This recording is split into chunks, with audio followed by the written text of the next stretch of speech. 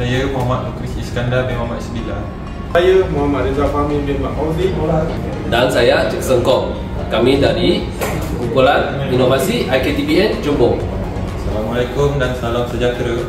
Kami ingin membentangkan tentang AC dan DC charger simulator. Sebelum kita bercakap tentang teknologi EV, kita perlu faham satu perkara asas. Tenaga EV datang sepenuhnya daripada bateri berkapasiti tinggi. Jika tenaganya habis, kereta tidak boleh bergerak langsung. Sama seperti telefon pintar. Jika kita salah cara mengecasnya, ia akan mempengaruhi bateri, prestasi kenderaan dan jangka masa panjang. Sebab itu pemilik EV perlu faham cara pengecasan yang betul, kerana bateri EV adalah jantung kepada EV. Kini kita masuk ke teknologi yang pertama, iaitu AC charging. AC ataupun alternating current ialah pengecasan yang paling luas yang digunakan, seperti di rumah, di pejabat ataupun di parking pusat perbelanjaan. Ada satu fakta yang penting bahawa bateri EV tidak boleh menerima AC secara terus. Jadi apabila kita mengecas menggunakan AC, tenaga itu akan dimasukkan melalui onboard charger, iaitu OBC, di dalam kereta. OBC ini adalah yang menukarkan AC kepada DC sebelum masuk ke bateri kereta.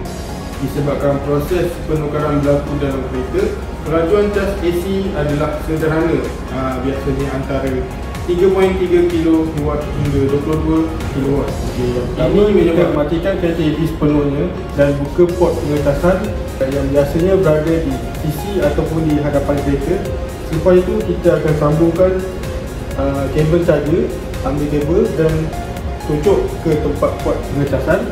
Hidupkan wall charger.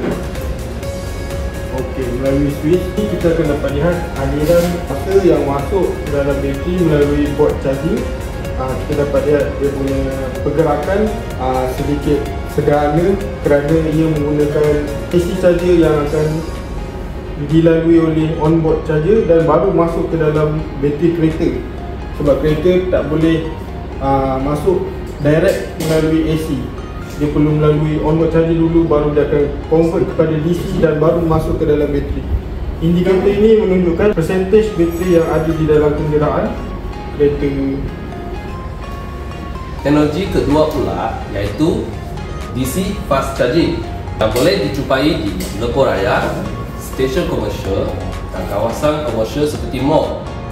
Di sini penukaran AC kepada DC berlaku dalam stesen pengecas, bukan dalam kereta. Ini membolehkan tenaga DC dihantar terus ke bateri pada kuasa yang jauh lebih tinggi, antara 50 kW sehingga 350 kW. Hasilnya, kebanyakan kenderaan elektrik boleh dicas dari 20% sehingga 80% dalam masa hanya 20 hingga 40 minit. Sekarang saya akan menunjukkan simulator untuk teknologi yang kedua, iaitu DC charger. Stesen pengecasan AC, kuasa AC akan ditukar kepada kuasa DC dalam stesen ini. So, pengguna akan mengambil charger gun ni dan mencucuk dekat plug kereta. Lepas tu dia akan menghidupkan stesen pengecasan ini. Lampu ini akan menunjukkan kelajuan pengecasan ini berbanding dengan pengecasan AC. Sekarang saya akan menerangkan komponen-komponen yang saya gunakan dalam simulator ini.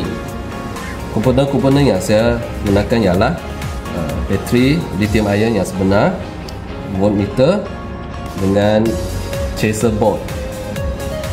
LED ini akan menunjukkan pergerakan kuasa semasa charger gun dimasukkan dalam port kereta. Ini akan bermula dari stesen pengecasan ke dalam bateri kereta.